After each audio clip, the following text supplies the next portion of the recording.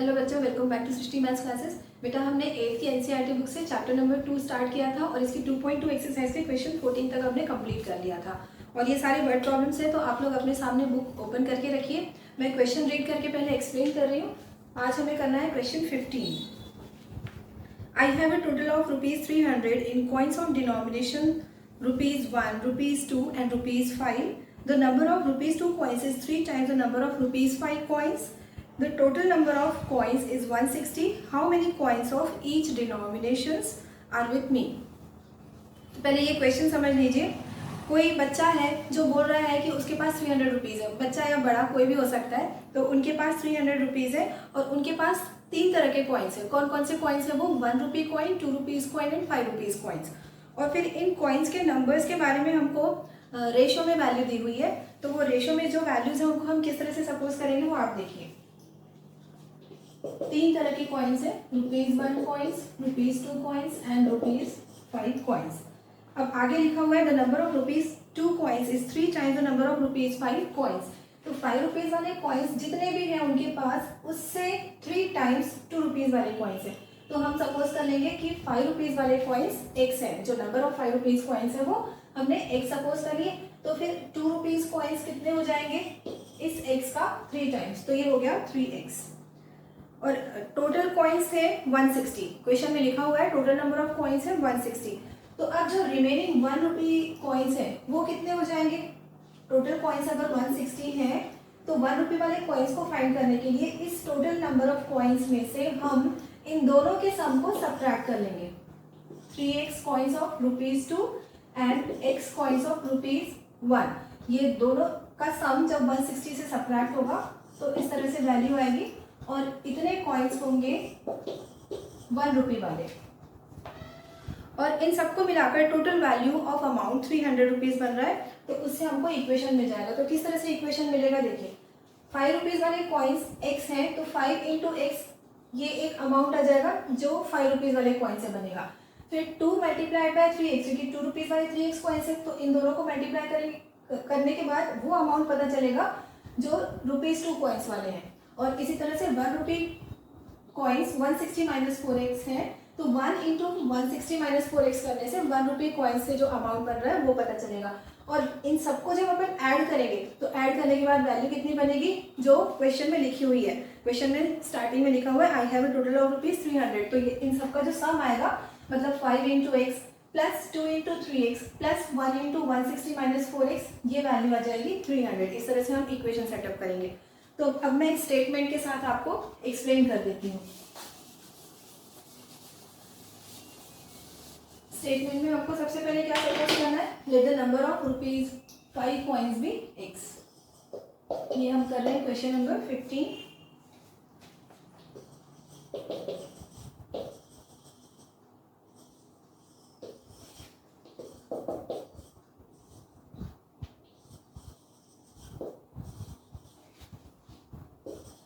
Let the number of ₹5 coins be x. Then number of ₹2 coins equals to 3x। जैसा कि question में लिखा हुआ था कि 2 रुपीज़ वाले कॉइन्स 5 रुपीज़ वाले कॉइन्स के कंपेयर में 3 टाइम्स है। And number of ₹1 coins equals to 160 minus x plus 3x। इन दोनों का सम 4x हो गया। और इक्वेशन सेटअप करने के लिए मैंने अभी एक्सप्लेन किया ही था। As per question total amount है 300 रुपीज़ और ये 300 रुपीज़ आएगा किस तरह से? 160 माइनस 4x, ये है 1 रुपी कॉइन्स, तो इसमें मैंने 1 मल्टीप्लाई कर दिया। फिर 3x कॉइन्स है कितने रुपीज़ वाले? ये है 2 रुपीज़ कॉइन्स। और x कॉइन्स है 5 रुपीज़ वाले प्लस x इंटू 5। हर बार बेटा सिर्फ एक छोटा सा काम किया है, number of coins multiplied by it's denomination. जो भी उसका डिनोमिनेशन है उसको नंबर ऑफ कॉइन्स से मल्टीप्लाई कर दिया।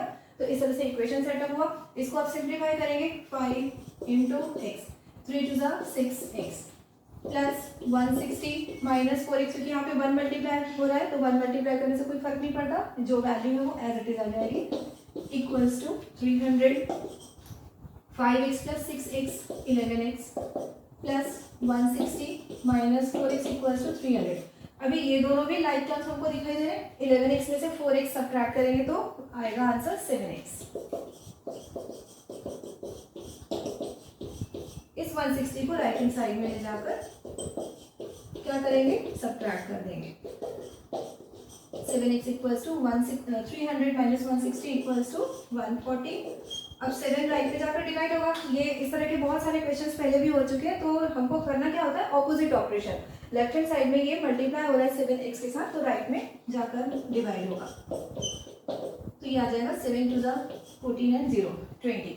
So there are 20 coins of rupees 5, 20 into 3 60 coins of rupees 2 and 160 minus 4 into x की वैल्यू क्या मिली हमको 20। तो यहाँ पे जब 20 पुट करोगे 4 into 20 80, 160 minus 80 equals to 80। There are 80 coins of rupees 1। तो यार लास्ट में आपको आंसर में लिखना है। आंसर अगर स्टेटमेंट प्रॉब्लम है तो आंसर भी स्टेटमेंट में लिखना पड़ता है। There are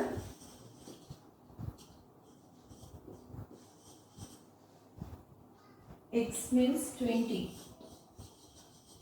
coins of rupees 5, 3 into 20 equals to 60 coins of rupees 2 and remaining 160 minus इनका सम 20 plus 60 80। ये सब्ट्रैक्ट करने के बाद 80 आएगा। 80 coins of रुपी 1। अब करेंगे हम नेक्स्ट क्वेश्चन 16। तो देखिए 16 क्वेश्चन में लिखा हुआ है, The organizers of an essay competition decide that a winner in the competition gets a prize of rupees 100 and a participant who does not win gets a prize of rupees 25. The total prize money distributed is rupees 3000. Find the number of winners if the total number of participants is 63. बेटा सबसे पहले अगर किसी भी question का आपको solution find out करना है तो सोल्यूशन समझने से पहले क्वेश्चन समझ में आना जरूरी है। अगर क्वेश्चन समझ में नहीं आएगा तो सोल्यूशन समझने का कोई मतलब नहीं होता। फिर क्वेश्चन सोल्यूशन आप समझ भी जाएंगे तो आप उसको एग्जाम में अटेम्प्ट नहीं कर पाएंगे, सॉल्व नहीं कर पाएंगे। तो पहले तो क्वेश्चन समझिए। अगर क्वेश्चन समझ में नहीं आता है तो कम से कम 2-3 बार क्वेश्चन आप खुद रीड करें, है ना। और फिर रीड करने के बाद पहले क्वेश्चन की मीनिंग निकालेंगे और फिर सोल्यूशन समझेंगे। तो अभी तो मैं एक्सप्लेन कर रही हूँ आपको। क्वेश्चन इस तरह से है कि कोई ऐसे कंपटीशन हो रहा है जहां पर 63 पार्टिसिपेंट्स ने पार्टिसिपेट किया है और वहां पे जो प्राइज डिस्ट्रीब्यूशन हो रहा है वो इस तरह से हो रहा है कि जितने भी विनर्स हैं जिन्होंने उस ऐसे कंपटीशन में विन किया है उनको 100 रुपीज़ मिल रहे हैं, और जितने भी पार्टिसिपेंट्स जो विन नहीं कर पाए हैं उनको भी एज ए कॉन्सोलेशन प्राइज उन्हें भी 25 रुपीज़ दिया जा रहा है। और इस तरह से उस पूरे ऐसे कंपटीशन में जो टोटल प्राइज मनी डिस्ट्रीब्यूट की गई है वो है 3000 रुपीज़। तो अब इन सबको लेकर किस तरह से हम इक्वेशन सेटअप करेंगे और कैसे उसको सॉल्व करेंगे वो मैं बताती हूँ आपको। तो यहाँ पर बेटा हम जो विनर्स हैं वो सपोज कर लेंगे x। Late the number of winners भी x। क्वेश्चन 16 करना है हमको और हमें इस चीज को x सपोज करना है नंबर ऑफ विनर्स को। Let the number of winners B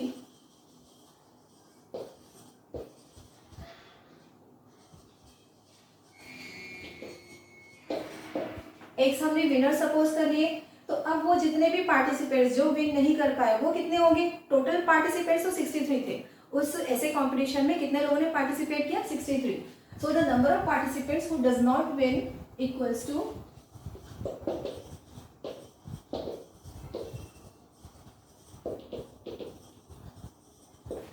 participants who does not win equals to 63 minus x. आपको समझ में आ रहा होगा कि 63 माइनस एक्स क्यों किया है, क्योंकि टोटल पार्टिसिपेंट्स ही वहां पर 63 थे और उनमें से एक्स लोगों ने विन किया। और अब प्राइस किस तरह से डिस्ट्रीब्यूट किए गए हैं, एक्स जो नंबर ऑफ विनर्स थे इतने लोगों को 100 रुपीज दिए गए। इन्होंने विन किया है इसलिए उनको ज्यादा प्राइस दिया है। कितने रुपीज का प्राइस दिया, 100 रुपीज। लेकिन बाकी जो बच्चे थे, जो बचे हुए लोग थे जो विन नहीं कर पाए उनको भी कुछ ना कुछ मिला। तो उन्हें क्या मिला, उनको दिए गए 25 रुपीज ईच। तो इस तरह से 63 माइनस एक्स इंटू 25 ये जो पार्टिसिपेंट्स विन नहीं कर पाए उनको मिले। और इस तरह से total prize money distributed was ₹3000। ये क्वेश्चन में लिखा हुआ है, टोटल इतने रुपीज का प्राइस डिस्ट्रीब्यूट किया गया है। तो इक्वेशन तो हमारा सेटअप हो गया है, अब हम इसको सॉल्व करते हैं। 100x plus 63 into 25 distributive property, इस पर मैंने एक वीडियो बनाया हुआ है। क्या होती है डिस्ट्रीब्यूटिव प्रॉपर्टी? जब भी ब्रैकेट में कुछ नंबर ऑफ टर्म्स है, जैसे यहाँ पर कितने टर्म्स है, 2 टर्म्स है, और उनके साथ कुछ नंबर मल्टीप्लाई हो रहा है, तो ब्रैकेट जैसे ही ओपन होगा बाहर वाला ये फैक्टर इन दोनों से मल्टीप्लाई हो जाएगा। तो पहले 63 में 25 मल्टीप्लाई करना है, तो क्या आएगा वो अगले स्टेप में मैं मल्टीप्लाई कर दूंगी। फिर 25 इंटू x इक्वल्स टू 3000।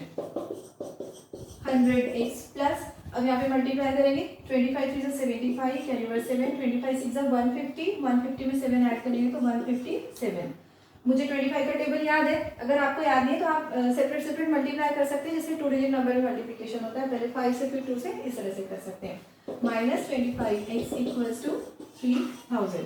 फिर 100x में से 25x सब्ट्रैक्ट कर लेंगे, क्योंकि लाइक टर्म्स है तो सब्ट्रैक्ट हो जाएंगे, इनका डिफरेंस आ जाएगा 75x। और ये जो कांस्टेंट है, जो टर्म इंडिपेंडेंट ऑफ x है, ये चला जाएगा राइट हैंड साइड में। 3000 minus 1575 equals to, this implies 75x equals to, अब यहाँ पे सब्ट्रैक्शन करेंगे, 10 minus 5 5, 9 minus 7 2, 9 minus 5 4 and 2 minus 1 1। Subtraction के स्टेप्स आप 8 के बच्चे हैं तो आपको एक्सप्लेन करने की जरूरत नहीं है किस तरह से सब्ट्रैक्ट करते हैं, आप अलग से नंबर्स को लेकर सब्ट्रैक्ट कर सकते हैं। तो x की 125, फिर रिमाइंडर आएगा 142 में से 125 माइनस करेंगे तो रिमाइंडर आया 17। तो यहाँ पर 17 जब लिखेंगे तो ये हो जाएगा 175, और फिर से 25 से इसको कट करेंगे तो 25 7 जा 175 आएगा। तो अभी न्यूमरेटर में 57 और डिनोमिनेटर में 3 बचे हुए हैं, ये दो नंबर्स बचे हुए, फिर से इनको कैंसिल करेंगे तो ये 19 3 जा 57 होता है, मैंने इसको डायरेक्ट कट कर लिया। तो x की वैल्यू 19 आई है, मीन्स देयर आर 19 विनर्स। कितने लोगों ने उस ऐसे कॉम्पिटिशन को विन किया है?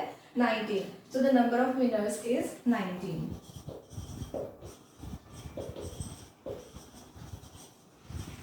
Number of winners is 19। इस तरह से ये एक्सरसाइज 2.2 कंप्लीट हो गई है, और वीडियो को लाइक करें, चैनल को सब्सक्राइब करें। Thank you.